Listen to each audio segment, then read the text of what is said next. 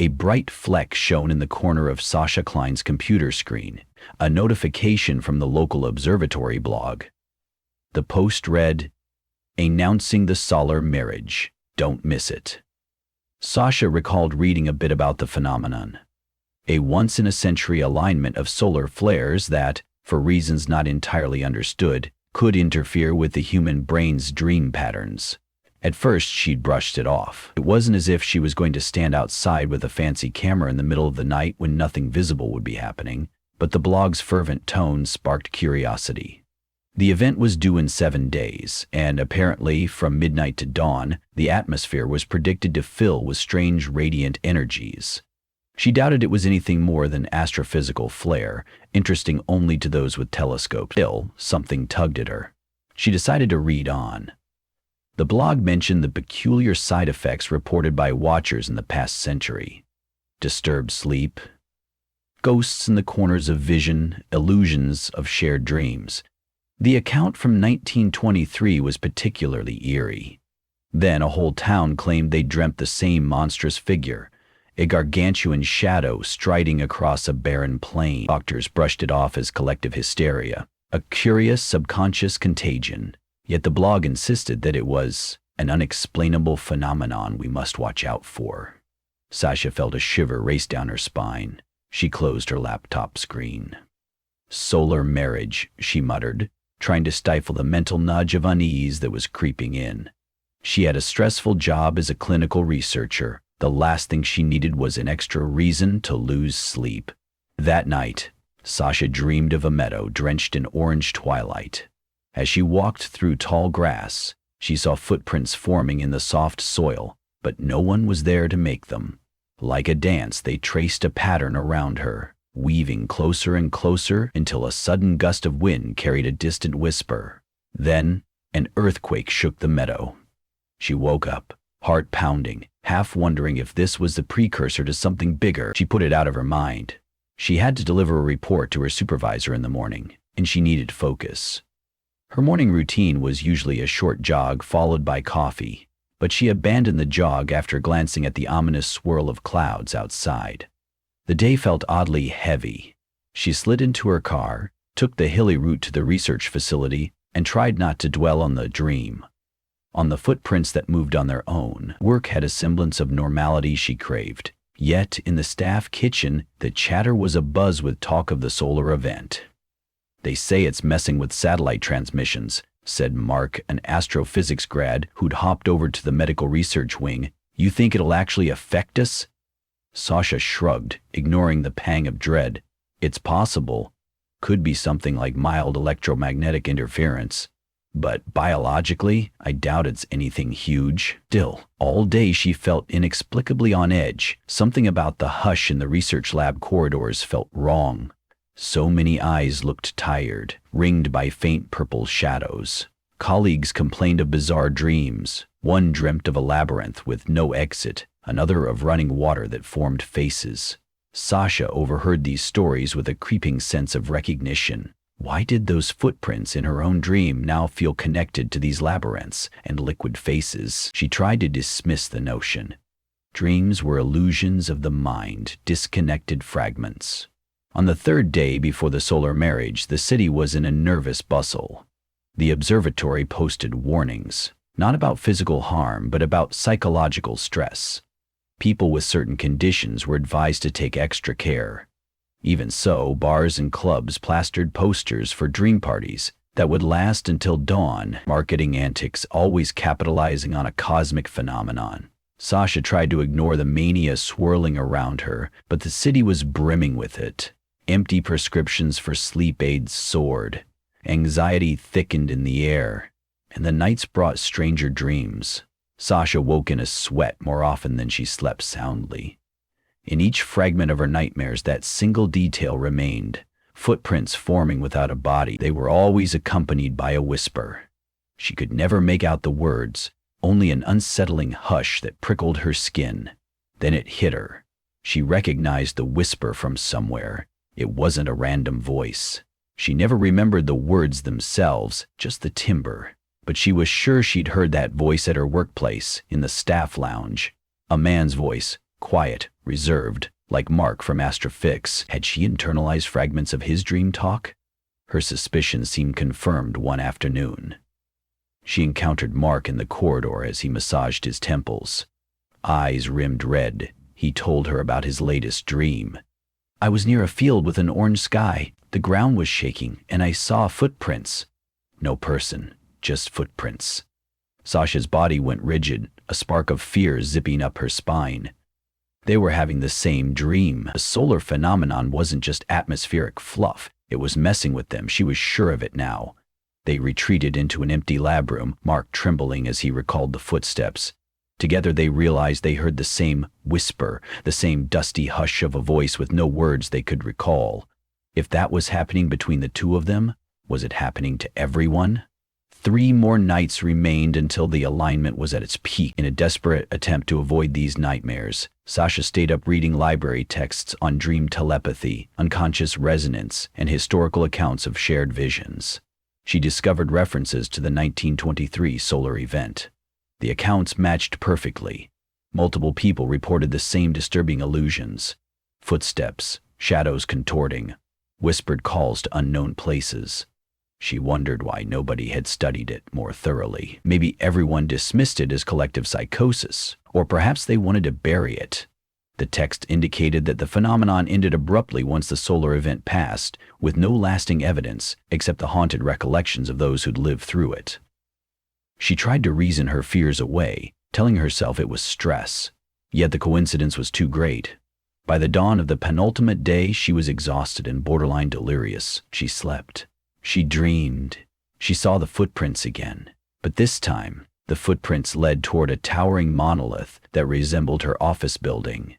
As she drew closer, she heard heavy breathing. An elongated silhouette rose up. It was Mark's figure, but not quite. It was too tall, too gaunt, with impossible angles for joints, bones jutting in the wrong places. When she woke, she couldn't decide if it was Mark or some entity wearing Mark's shadow. She felt ill and texted him. He responded within seconds. He'd seen a monstrous shape as well, one that reminded him of her vague silhouette. Sasha's stomach knotted. The dreams weren't just merging, they were weaving monstrous versions of each other in them. When the day of the solar marriage finally arrived, the city's restlessness reached a crescendo. Schools closed early. Some offices shut down, not by official decree, but from an uneasy sense that something bizarre might happen. Sasha forced herself to go to the research center, hoping routine tasks would ground her. Instead, she found the building half empty. Those present spoke in hushed tones, scared of their own voices. Horrid glimpses from their mutual nightmares had spread like an infection. Sasha overheard people describing the same monstrous silhouette, the same footprints, the same vibration thrumming under their feet. It was as if they each inhabited separate pieces of a single jigsaw puzzle, all forming an image too terrifying to name. That evening, the city looked like a stage set for an apocalypse. The sky darkened with the promise of storms, yet no rain fell. The wind was eerily still. Streets were unusually empty, with scattered pockets of party seekers determined to greet the cosmic event with rebellious revelry. Sasha, driving home, felt as though she was entering a siege. She locked her doors, drew her blinds, and sat with all the lights on. She tried to keep busy, tidying the kitchen, reorganizing cupboards. But the thick energy pressing against her thoughts made her fearful of nightfall. She dreaded the idea of sleeping, dreaded the infiltration of these twisted illusions. Yet, she was so profoundly drained that eventually her body gave in. And so, in the raw hours of the solar alignment, unconsciousness claimed her. She was back in that orange-drenched field, the one of her very first dream. The meadow was bleached of vibrancy, as if the color was fading. The footprints materialized, heavier than before. They circled her, forming an elaborate spiral. She followed them, strangely compelled, until she reached a black obelisk in the shape of her office building. Without warning, it cracked in half. Out of that crack seeped an ultra-dark silhouette, impossibly tall, contorted at the limbs. Her entire being screamed to run, but her legs froze. Then it spoke. Its voice layered with Mark's tenor, her own voice, and dozens of others from the city. "Come inside," it whispered. "Join us." Sasha forced her legs to move, resisting that horrifying invitation. The ground shook. A volcano-like crater tore open near the foundation of the building, swallowing the footprints. The silhouette advanced, oily arms reaching for her. Suddenly, Sasha sensed others around her, people from the city, from the research center. She recognized Mark in the throng, recognized neighbors and strangers alike, all paralyzed by the same nightmare. The silhouette's shape began to shift, absorbing the crowd's silhouettes one by one, feeding on their shared terror. Sasha realized in that moment the meaning of this phenomenon. They were colliding, merging into a single dark psyche. She heard someone next to her sobbing, though their voice echoed as if miles away. She inched backward, searching for a route out of the dreadful dream. Then something changed. A ray of solar brilliance pierced the horizon. The so-called solar marriage was culminating. For an instant, the tall silhouette hissed and contorted, as though burned by that beam of astral light. Sasha felt consciousness slip, replaced by cold emptiness, and her eyes snapped open. She lay in bed, blanketed in sweat, her heart hammered against her ribs, the taste of raw fear on her tongue. Violent pulses of light flickered through the curtains. She realized the phenomenon was still raging outside. She stumbled up, forcing herself to open the blinds. The night sky glowed with a faint shimmering aura, as though dawn was trapped behind the horizon. Electricity sparked in the air, distant transformers popping from overload. She gasped as she saw a wave of colored greens, oranges, and pinks dance across the sky, not unlike the aurora, but more chaotic. It was mesmerizing, yet so wrong. Sasha rummaged for her phone. Dozens of frantic messages poured in from colleagues, neighbors, even random acquaintances, updating cryptically about the dream. Mark's last text read, "It's out here too. Am I awake or asleep?" Panicked, Sasha typed, "Stay calm, you're awake. The event is messing with us. Don't go to sleep." The message hovered, unsent for a moment. No signal. Solar flares must have disrupted cell towers. She felt both alone and impossibly connected to everyone else's dread. A siren wailed nearby, followed by an abrupt hush. Sasha slumped in her chair, pressing her hands to her eyes, waiting for morning. But the sky refused to shift. It was as though the night were suspended in a half-light, a cosmic twilight. Minutes dragged into hours, and she fought to remain awake. Yet around what should have been 4 in the morning, she finally lost the battle, drifting into an uneasy doze. She dreamed. The meadow was gone. The black building was gone. Instead, she found herself in her own living room. She recognized the furniture, the mild scent of her vanilla candle. But something was off about the angles, as if the walls weren't quite straight. She stepped forward and realized someone stood at the window. Immediately she noticed it was Mark. He turned to face her, terror etched on his pale features. "Why is it here?" he asked, voice trembling. Sasha opened her mouth to answer, but an unearthly moan interrupted her. The silhouette descended from the ceiling like a dripping shadow. In a flash, it pinned Mark to the ground. Sasha lunged forward, trying to pull the black mass away. It felt like tar under her hands, thick and cloying. She sensed it feeding on Mark's fear, drawing energy from him. She yanked, crying out, and glimpsed a swirl of faces within the shadow. Neighbors, colleagues, city dwellers. They wore anguished expressions, their features warped. Sasha felt the entity's weight press into her mind. "You can't be rid of me," it hissed in 100 voices. "All of you are my dreamers. All of you belong to me." Desperation surged. She remembered the solar beam that had burned the silhouette earlier. It was the one force it seemed to fear. She didn't know if she could summon it, but she conjured an image of that astral light in her mind, forcing the brilliance outward, imagining the night sky parting to reveal the star's luminous strength. A burst of brightness coursed from her chest, or so it felt, searing across the dream-living room. The shadow roared, recoiling. Mark fell free, breath ragged. For a fleeting moment the shadow thinned. Sasha glimpsed a swirling vortex inside it, something that might be the heart of the phenomenon, a black hole of collective nightmares. She used the advantage, grabbing Mark's wrist and pulling him upright. Together, they bolted for the door. They ran out into a dream vision of Sasha's street, where more people stood, trapped in the same dream space. The silhouette shrieked overhead, looming like a tempest cloud. Sasha screamed at the others to focus on the solar light. "Picture the sky breaking open," she cried. "Let it in." All around, the dreamers turned wide, pale faces to her. It was madness, no way to know if it would work. But as they collectively envisioned the cosmic dawn, a crack tore across the dream sky. A spear of burning sunlight pierced through. The silhouette howled, tendrils snapping in fury. More beams followed, branching like lightning, setting the dreamscape aflame with shimmering intensity. The entity's form began to splinter, dissolving into fragments. Sasha felt a pounding pain in her head, feared that she was ripping the fabric of her own mind, but she pressed onward. One final surge of brightness erupted, and the black mass collapsed into nothingness, leaving behind a silent vacuum. The dream dissolved like morning fog. Sasha blinked into wakefulness, tears on her cheeks. Dawn was in fact breaking outside her window, pale gold light creeping over the horizon, as if the cosmos had finally remembered time. She glanced at her clock. 7:12. I am.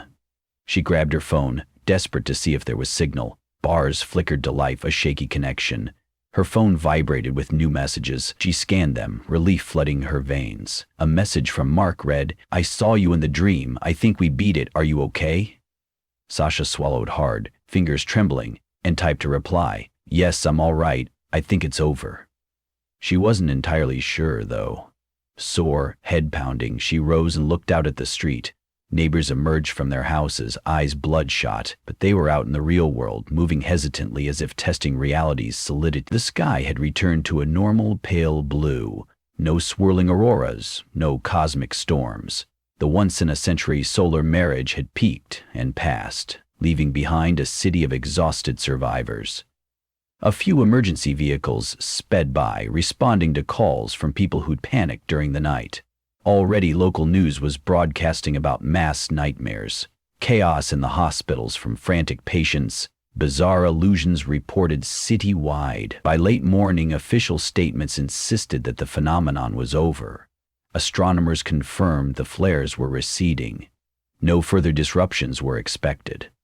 Doctors scrambled to interpret the bizarre wave of shared nightmares.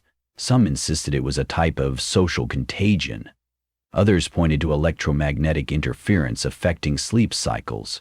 But Sasha and others knew it was real on a deeper level.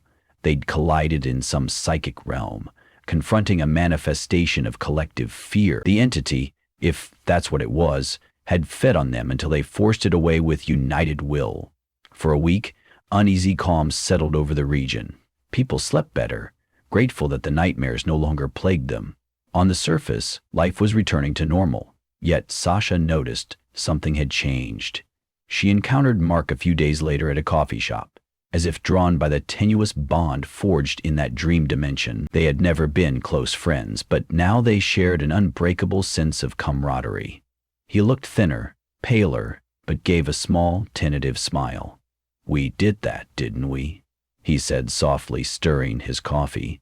She nodded, unsure words could express the magnitude of what they'd experienced. Across the diner, two strangers locked eyes with them. Sasha recognized them from the swirling nightmare crowd. They too were that haunted glint of someone touched by the phenomenon. The city tried to bury what had happened. Within months, it became an urban legend, the overnight mania that gripped everyone. People joked about the night of colliding dreams.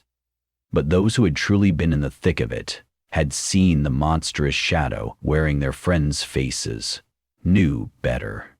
Some suppressed the memories, choosing not to dwell. Others, like Sasha, carried forward with a quiet vigilance, unsure if remnants of that darkness might resurface. She often found herself staring at footprints in the sidewalk, or at night listening for phantom whispers. So far, she had not heard them since the solar marriage ended, and yet Sasha couldn't fully quell her anxiety. There still lurked one question, a question she dared not ask. Had the entity been totally destroyed? or merely driven back by that surge of light. Dream logic was slippery. What if that monstrous shape was simply waiting, dormant in the deep recesses of collective consciousness, to re-emerge a century later when the next solar event aligned? The thought terrified her. She reminded herself that a century was a long time, far beyond her lifespan. She tried to let it comfort her. Still, on quiet nights, she'd stand by her window, scanning the sky. She sensed the hum of distant stars, felt the hush where voices once collided in dream. A part of her suspected that, even if she remained vigilant, sleeping with lights on, the cosmos had endless depth for illusions and shadows. But in that knowledge lay a small measure of power too. If nightmares could collide, so could the hope of dreamers. When the next solar marriage came, the future's sleepers would face the same terror, but they might also inherit the memory of what Sasha and the others had achieved, the memory of how joining forces could shatter even the darkest illusions. Lost in thought, she raised her coffee mug in a silent toast to the sky, as if saluting the uncertain mysteries lurking beyond the limits of their waking world. Then, with a steady breath, she turned away. The day's routine called, and she intended to greet it wide awake.